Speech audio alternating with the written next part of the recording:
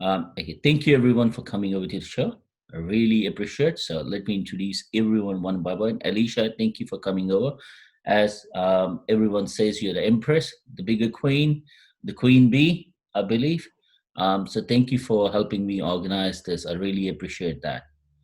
Oh, you're very Jo- welcome. Thank you. uh, yeah, Renee, welcome again. I was nice talking to you last time, and I'm hoping this time it would be much more fun. Thank you, Samar. Had a blast. Thank you. Gina, way above in UK. Thank you coming over as well. You're the first one in. I really appreciate that. And thanks for the wait. It's my absolute pleasure to be here. Thank you. Rob, once again, meeting. I appreciate that you come over. It was amazing talking to you last time, understanding the different hats you wear. So welcome again, Mike. Thanks very much. Looking forward to this conversation as well. Thank you. Coming down, Joseph, we just had a chat recently. I'm really, as I said, fascinated by your mound builder theory. So I'm like, welcome again. Thank you. Thanks a lot. It's a pleasure to be here. Thank you. Tom, we're meeting for the first time, or technically virtual meeting as we call it for the first time. I really appreciate you taking the time on and coming up. Thank you for this. Well, thanks for having me. Thank you. Now you guys are here. So without wasting much time, I have a very interesting question for you guys. We talk about mind freak in one sense, which basically is a little voice sitting behind our head, which technically sometimes stops us from doing things or puts doubts on our head. On the second side of that is we have a lot of trainers in coaching in modern world who come and tell us that you shouldn't be doing multiple things together. But in this room, I have five people who are expert, I must say, who do multi things at the same time. I mean, you each in your own way have organized and done variations of multiplicity type of work, proving every other formula which exists wrong. Now, as I said, when you merge mind freak and there's all these doubts which creep in your head by natural, and then all these trainers come up and teach you that you should focus on one thing, you might not be able to do multiple things together. It creates a new volcanic type of scenario in your head where you're not clear. Someone who's trying to get into business, someone who's trying to do into personal development, it's way too confusing for him. So I'm going to use that and start this conversation here. If you could tell us, what do you think about that? Well, I can jump in on that first Sure. and definitely speak for someone who has debunked that myth that brands, particularly solo brands that can't run their business empires much like a super Walmart operation, or be able to leverage multiple gifts and talents to make an impact and an income. And, initially when you brought this question forward, you were mentioning about the mindset and how do people think about this when there is so much of the noise, so to speak, of trainers and leaders who have been presenting for quite some time, in terms of you need to focus on one particular thing. And that does still apply in some cases. But what I want to speak to right now is the fact that we're in a new era, and that is something that is really fading fast. And unfortunately, most are not aware that that's been a paradigm that's been going out for such a long time. And just like you and I had a conversation even during, our interview, that, a lot of times people have chosen to follow that guidance and listen to focusing on a singular particular thing and in their business. And normally I find that it doesn't work, and people are mostly unfulfilled because there's so much untapped potential that really desires to be expressed. And when that unexpressed potential doesn't come forth, then what happens is that it plays out in the impact and in the income.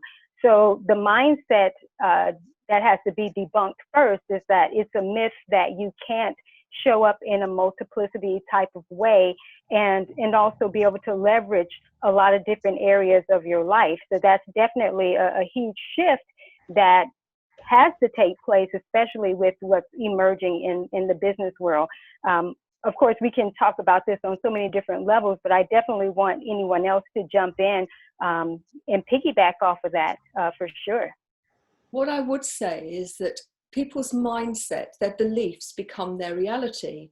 And if you believe you can only do one thing at a time, then that is actually your reality. If you then go and you talk to experts who have the same reality, that that's what they believe to be true, then that myth continues. But if you think about the changes that have gone on in the world, I mean, at one time we all thought that the world was flat until somebody decided that they would have the courage to move away from what was known into something that was unknown. And I think we're actually meeting a new paradigm shift, which is perhaps as powerful as the shift from flat earth theory to round earth theory. And for people like us, we're the vanguards, if you like, who recognize that to harness your true potential, you have to really challenge those beliefs that are keeping you playing small. And that takes courage and takes a bit of work, but it's entirely possible. Absolutely. And I would jump and leapfrog, or actually leverage both of yours in the sense of when you talked about, Allie Nicole, about not feeling satisfied, and then you, Gina, about the mindset. When I first was introduced to this principle, it was like I literally had a cellular change in my first conversation, because I've been pushing up against this myth for so long that I was starting to feel that unsatisfied. I was starting to feel like, well, I want to get to that, but I have to complete this first. I need to get to that, but I have to do this first. And as I kept pushing back into the norms, my energy of creativity and passion and purpose started to diminish, because I wasn't connected to my higher purpose, and I wasn't working, Gina, into that higher plane of mindfulness and doing within, the constraints that typically have been out there with the models that we have. And I was just trying to work harder and push harder to try to get that energy lift to fulfill these structures. And then when I had my first conversation with Allie Nicole, it was like, that's a no-brainer. And everything around me started to lighten up and started to disperse that energy. And it's, it sometimes can get a little busy, but it's exciting and it's fresh and it's expanding at the same time. And it really needs to happen, like you both were saying, in the times period that we're in. Things are moving so much out there in the world, and to stay you're going to get run over, you're going to be left behind. And so we've got to have people like us that are going to be that example, and learning as we go, right? But being able to be the example in our own right of how to bring forth these greater gifts, these greater leadership, these greater voices that we have. Yes, beautifully stated. Someone else got to jump in before I go in on that. One of the things that I want to make a clarification on is when we talk about multitasking. Multitasking is something that everyone does. We can chew gum, write a letter, and think at the same time. That's multitasking. But I think what we're speaking to is being multifaceted and multiplicity. And what that means is showing up on different platforms and presenting different aspects of yourself. So not necessarily at the same time, but showing forth our talents and gifts on many different platforms and stages. That's more of what we're speaking to in terms of multiplicity and being multifaceted. I think that's really true. And what I would say is that the central tenet of all of that is what's important, what's the why? What are you doing? Why are you doing it? And if that's really clear, then these multi-layered things work very, very well. And there's no limit to what you can do. For sure.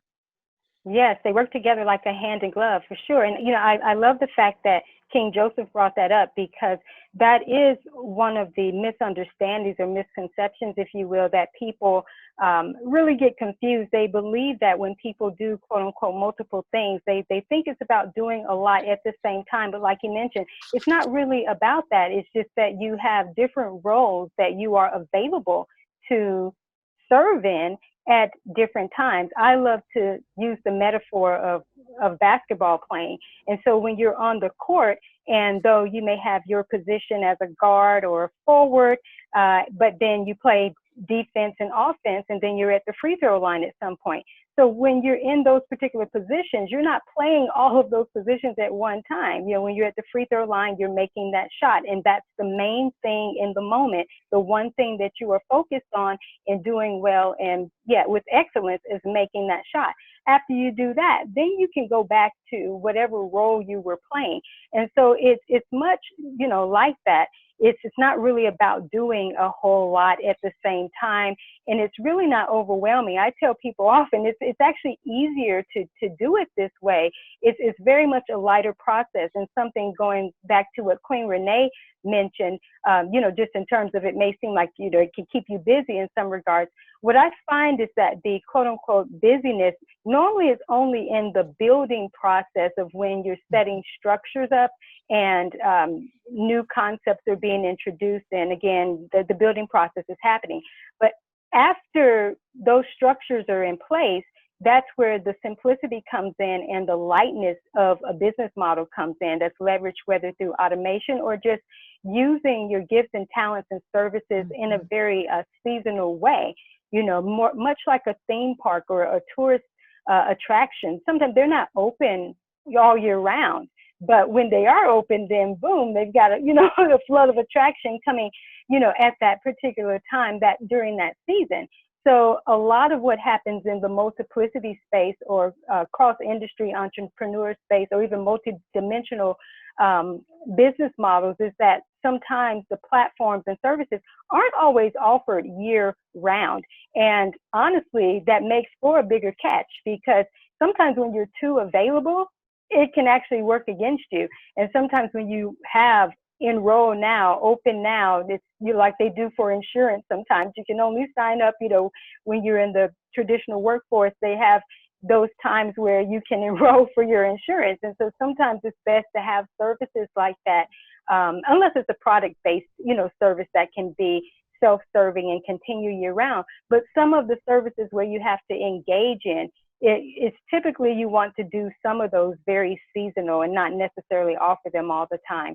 But someone else jump in because, like I said, you know me, I can go in on this for sure. Now, I have a question. I'm going to put a twist in this, right? We're talking about multifaceted. We're talking about having a different role on different platforms and different scenarios. So all of it. How about someone running multiple businesses at the same time? Because what I realized that when I started my first company, I was working normal, but there were so many opportunities which were coming left, right, and center, which I knew there was money to be made in there. I knew, even though if I didn't know how to run, I didn't know anything about those industries, but I knew enough that if I just put a little bit of time and effort, not only it will make me more money, but I'll be successful. And I kept ignoring them for a while because my sole focus was to get this thing up and running and make it done. But it just, I think within a year, I realized when you focus, when I was just focused on one company, at times I would just get a bit bored. It's not that it was boring. It was not that my passion wasn't in there. It was that I was doing the same thing over and over again without giving any break. So when the next opportunity came in, I actually picked it up. And I started working on that, and that brought in another opportunity. And what happened was within the last 3 months of my first year of being a businessman, I ended up having 4 different companies doing 4 different things. And I was having a revenue stream from 4 different places without making any extra effort. The only different thing I did was just manage my time well. So that's what it's about. No, while we're talking that's about being, while we're talking about being different, so wouldn't that also work well? Oh yeah, well we do that too. At least I do. Because I have different empires, within my multidimensional structure. Well, you're studying this out too. Yeah. That's one thing Mhm. too you're doing for us, right? Mhm. Is you're setting us up, and I think all of us could attest that we have working on building our 5 empires, Mhm. and it's fun. That's what I was saying about it moved from busyness to more creativeness, and I'm Yes. always more inspired and happy and Mhm. energized, and everything downloads easier. And I know that, like Rob, you have experienced that as well, right? In starting to build out your and you guys actually demonstrated that recently, you and Joseph did. Yeah, absolutely. And I think back to the basketball analogy from Ali Nicole there, and for me, um, the business of expertise is interesting because yes, you can have different levels of expertise in different areas, but really what it's about is how you apply them and where you apply them, and Mhm. anticipating, I think, what's happening in the marketplace where you intend to play, right? And so you can certainly have some level of expertise, just like a basketball player is a good shooter and dribbler and so on and so Mhm. forth, the fundamentals, but still play these different roles that you choose. Oh, I think yeah, that's that's really powerful. Very well important. said. We're multifaceted people, all of us. You can be a mother or father, a daughter, a wife, a partner, a friend, Mhm. a neighbor. We in our lives all the time have so many different roles. And the fact that you're doing this in the business world is Mhm. just an extension of recognizing that each of us have so much to offer in so many different ways. And if the opportunities turn up, and that's the interesting thing, I think that people, if you go back to the earlier conversation, people who Mhm. think that you can only have one role, be only doing one thing, those opportunities are there, but they don't actually see them. Right. Once you open yourself up to actually, let's see what opportunities there are, how can I develop my potential in whatever direction, then those opportunities become reality. And if you grab them Mhm. and they work for you, then that's great. It's not everybody's cup of tea. This requires people to have a real sense of who they are, and Mhm. Mhm. the courage Mm. to actually give things a try and know that actually sometimes things won't work, but they will Mhm. learn Right. and they'll go on to something else. And to Oh, really that's beautiful. embrace the Mm. multifacetedness, I don't think that's a word, but that capacity to be different things in different situations. It's all Oh, that impossible was until somebody beautifully does Yeah. it, stated. right? Yeah. What's that, Rob? It's all impossible until somebody does it. Somebody smarter than me Right. has A said that before. disruptor. Yeah. Yeah. I second what Gina says in that, Me too. be able, this does require you to get grounded. And I tell you what, that's been one of the greatest gifts of this. I've always played, in what I call my power zone, but at different levels. And that's a constant emerging and peeling off the old container, moving into the new container. And Mm. this is a positive up leveling that we do, not upgrading like you've taught us, but up leveling. Mhm.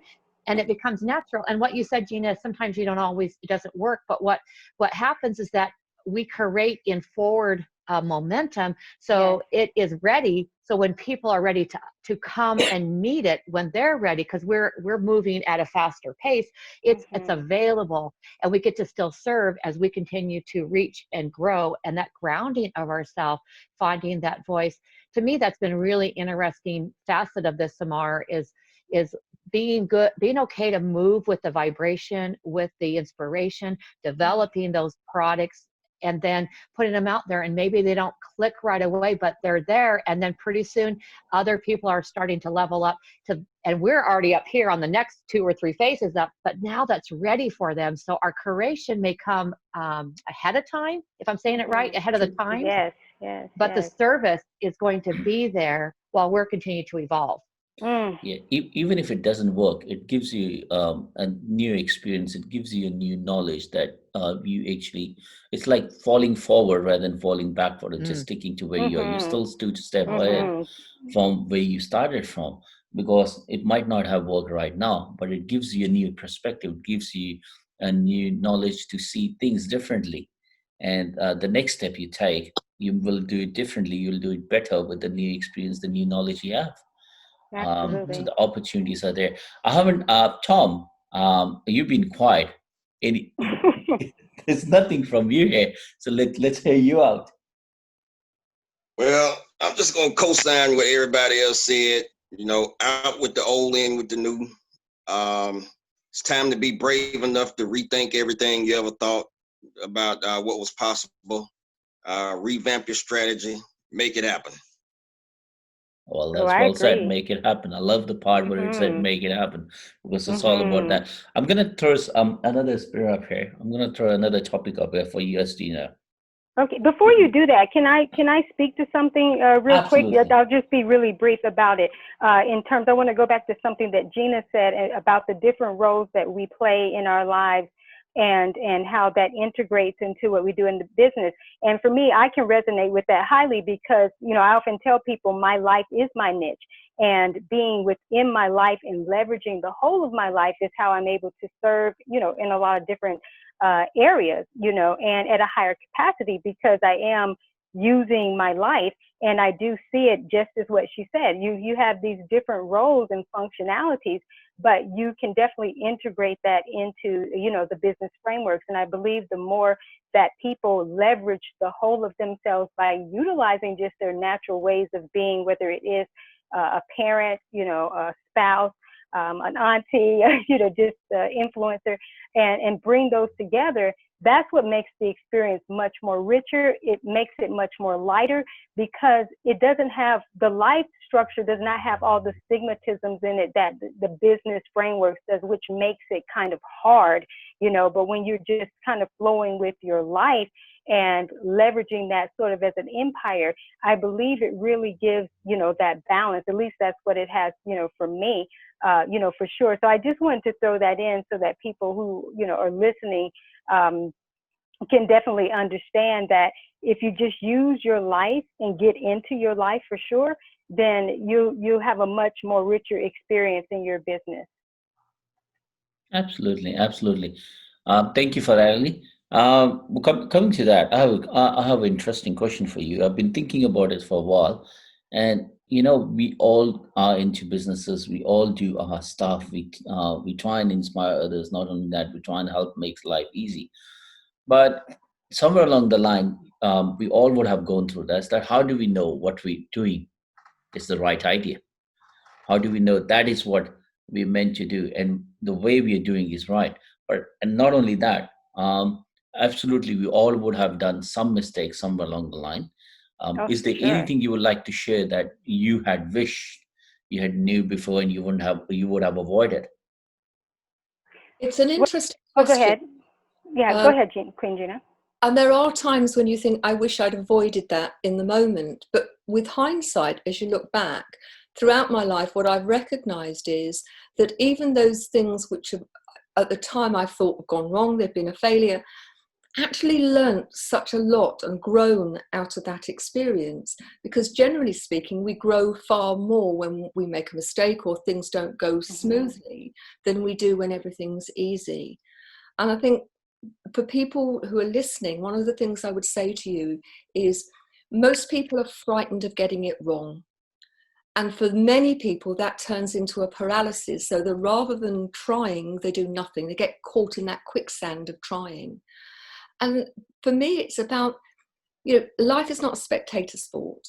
You've got to go for it. And in the same way that on the sports field, that sportsmen will misjudge a ball and they'll misjudge a tackle.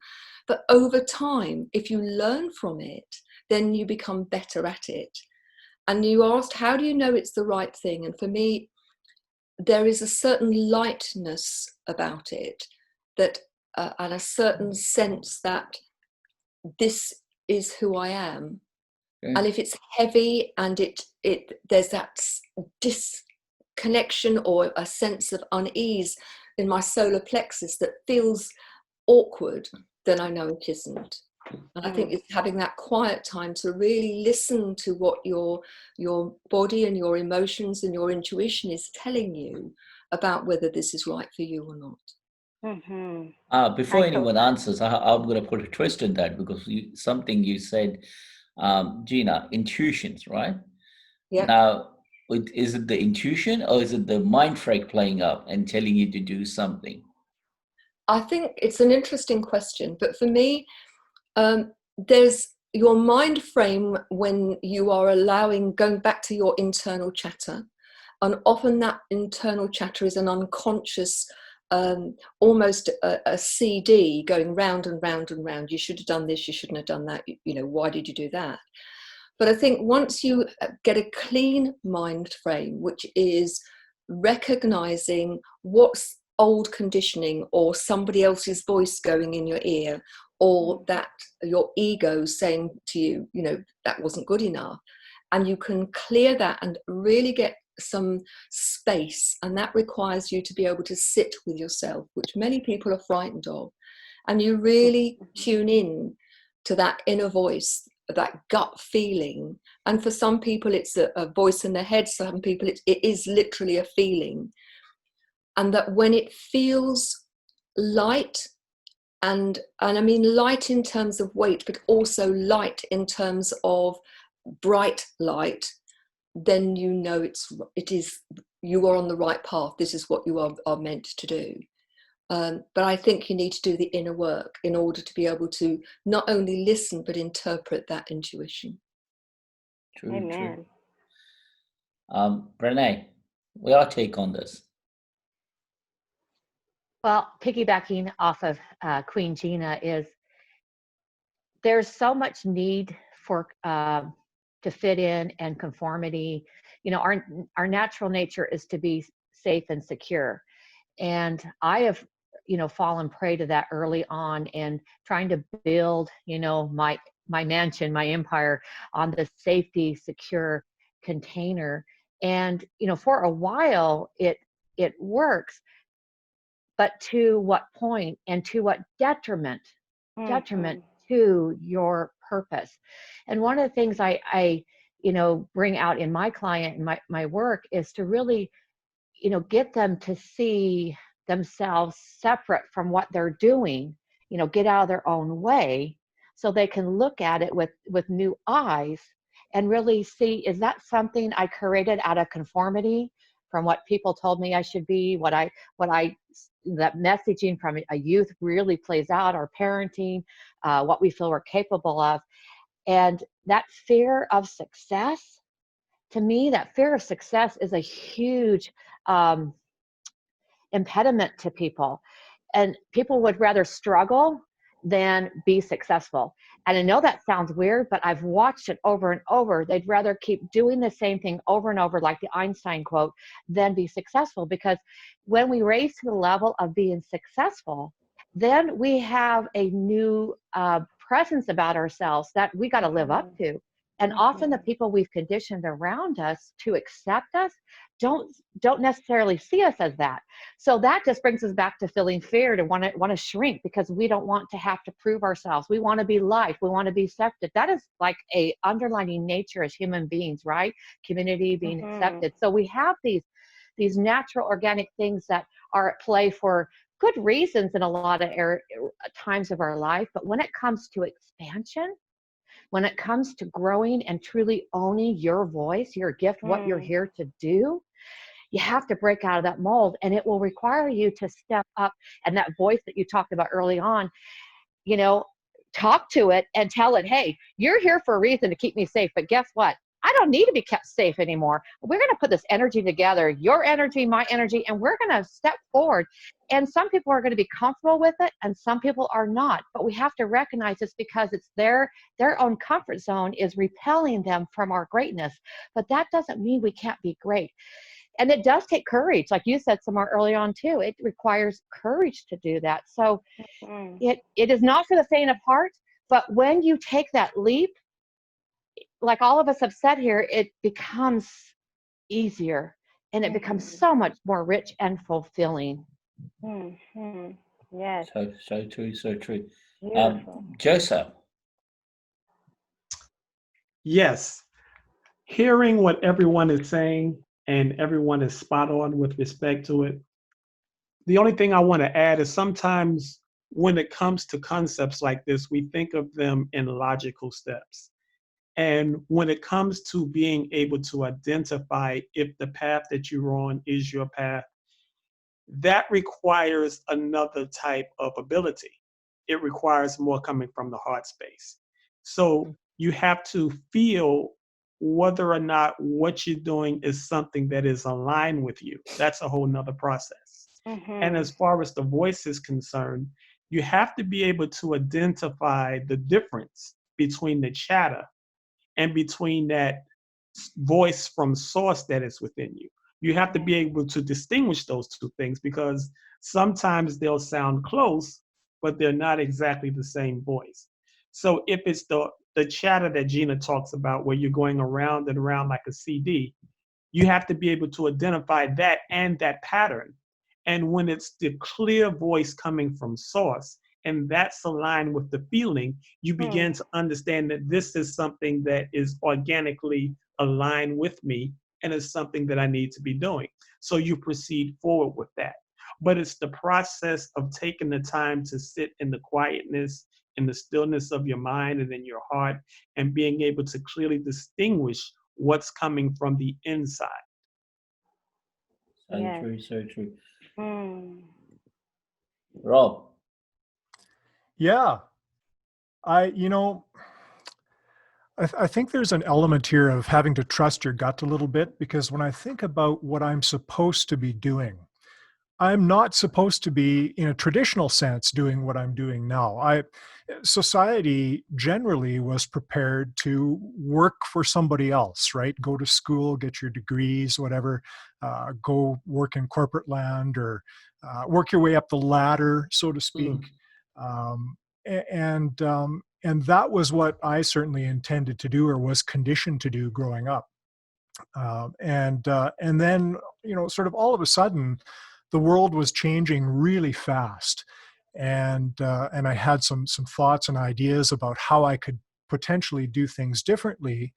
And when I did eventually decide to take the leap and kind of move out of the mainstream track, if you will, there were naysayers, inevitably. I still have friends and family who have no idea what I'm doing, right?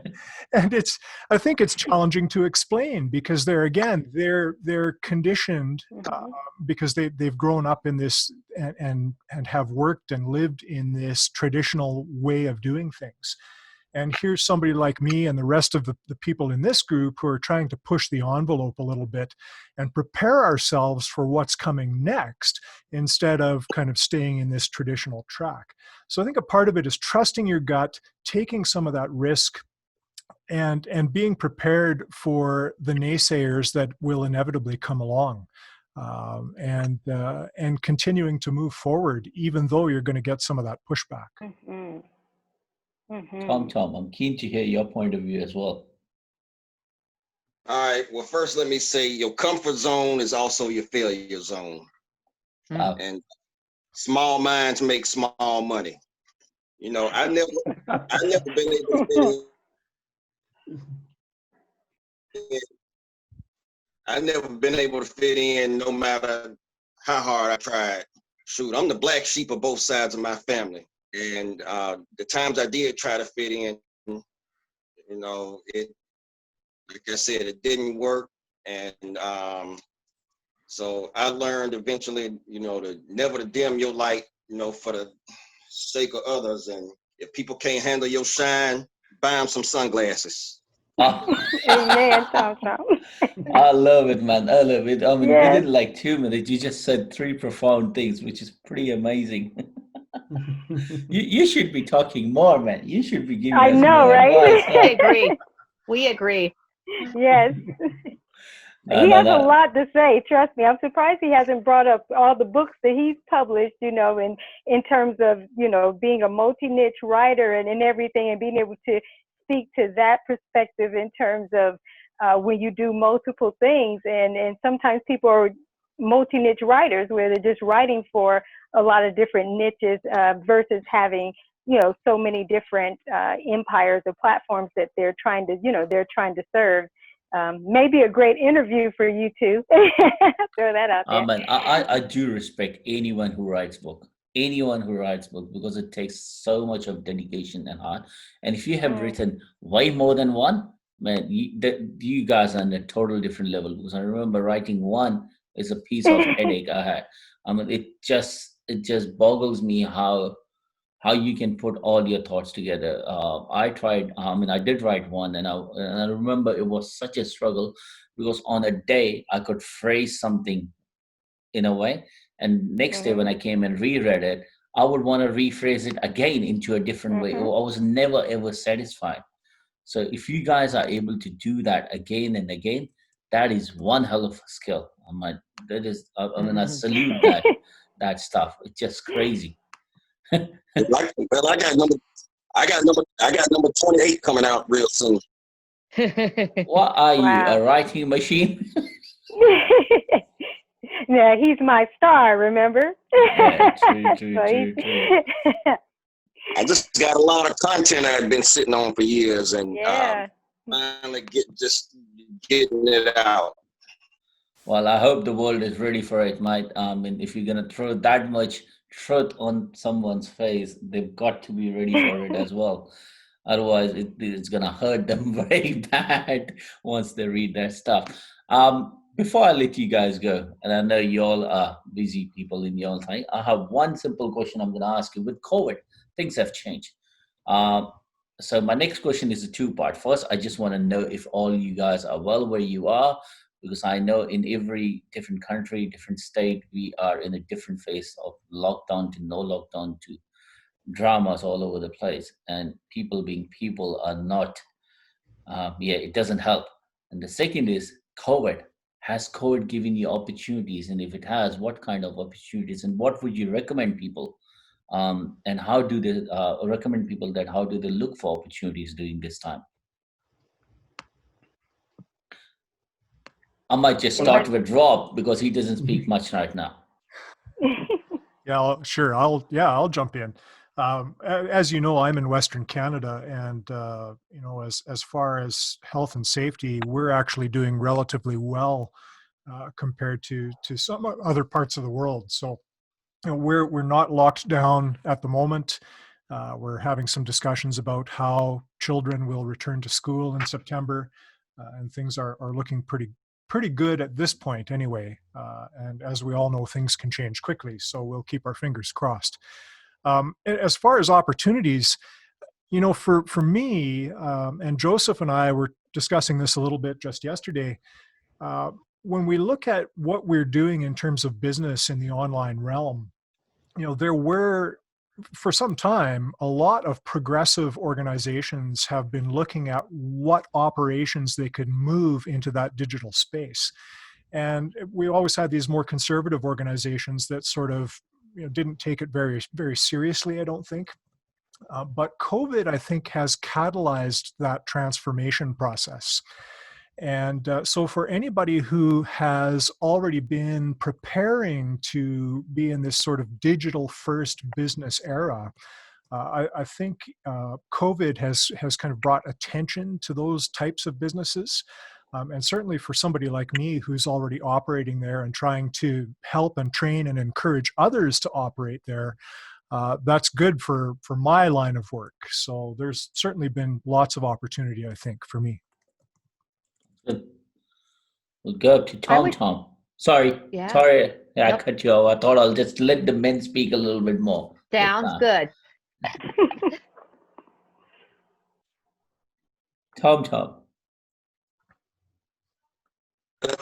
Um, we got all these every day, and you know, this time of year is not my favorite time of year because it's so hot, and I'm hot nature. I get hot real easy, so and it's mandatory for us to wear a mask. So I don't feel like dealing with the mask police. So I, I just stay at home so I don't have to wear it. And other than that, it's still been business as usual for me. And just working on, like I said, I'm working on book number 28. I'm done with the writing portion. I'm just doing the final edits and then getting ready to have a cover designed, and just been working on all the other projects I'm working on. So that's pretty much it for me. Cool. All right. Joseph. Well, for Hello? me, I'm here in Orlando, and that's the epicenter right now of the virus with the numbers escalating. But for me and my close family here, we're all fine in the midst of it. Unlike Tom, I enjoy the hot weather. It doesn't get too hot for me. So I am pretty much at home with that part of it. But as far as opportunities, what this whole epidemic has presented to me is, and reminded me of, is the importance of maximizing your moments, taking advantage of the time that you have and the time that you have on this planet. But right now, specifically with respect to the virus, get the projects done, get the projects started, Yes. get the businesses moving, whatever it takes to make progress is what our focus ought to be right now. And that's what I'm encouraging everyone that I speak to do. Those opportunities have presented themselves to me. Like I often say, I've been more busy during this Corona time than I've been before it. And I've taken advantage of it with different opportunities, with different projects. And of course, Allie Nicole has many projects for us to engage ourselves in. But it's been a very, very busy time, a very active time, and a very productive time. And I just want to encourage people to take advantage of it, maximize the moments of your life. Mm. And that's what we True. need to be doing. I guess we'll go with Renee. Okay, Samar. We let the boys speak, so it's our turn. No, no. Actually, the Kings have said it very well. There's probably not a lot to add there, other than this is a time for dipping into those creative projects, things that you've been putting off, and go for it. And what do you got to lose? I mean, that's what I'm telling myself. That's what I'm telling my clients. This is, do the things that are the system and structural, strengthen those so that you can, what I call, draft them, leverage them when everything opens back up. But also pull something from your dreams, from your vision, and start to work on it now. Start to let that energy fulfill you during these times where there's uncertainty and fear and concern, in the world around us, and let that fill your reservoir. And you're going to feel a lot healthier and wellness about yourself when you take some more control by reaching into some of those bigger dreams and not just waiting till the time is right. So that's all I would add. True. Who's going next? Queen Gina, you want to? So I'm in the UK. We're just beginning to come out of lockdown. And so I've had many weeks where I've been geographically and physically in a limited space. But in a sense, that's opened up the opportunity for my mind and imagination to expand. Certainly working with Allie Nicole and the group has been great. I've been writing, doing a lot of content. I'm fortunate in that I'm already in the digital space and well placed in terms of training and coaching and so on. But for me, I think the biggest thing I would say is it's an opportunity to reflect on what's really important. And for me, one of those things has been relationships. And so one of the things that I've been doing is I've been reaching out to not just connect with people, because you can have lots of connections. I've got 18,500 connections on LinkedIn, for example, but actually making contact, having conversations and creating relationships. And some of them we've had a nice conversation, but with many of them, it's opening up opportunities for both of us and for other groups of people. And so I think whatever your circumstance as it may be, you can either see it as a limitation and talk about the things that it means you can't do, or you can use it to really open the door of possibilities and opportunities. And so investing that time in creating and deepening relationships for me has been perhaps the biggest gift of this time. That is so true. Beautiful. Yeah, well said. Well stated. Well, I guess it leaves me. Boss you up. I have to agree with Queen Renee that the Kings for sure, and then actually just hearing from the rest of them, everyone has really stated really all that could be said.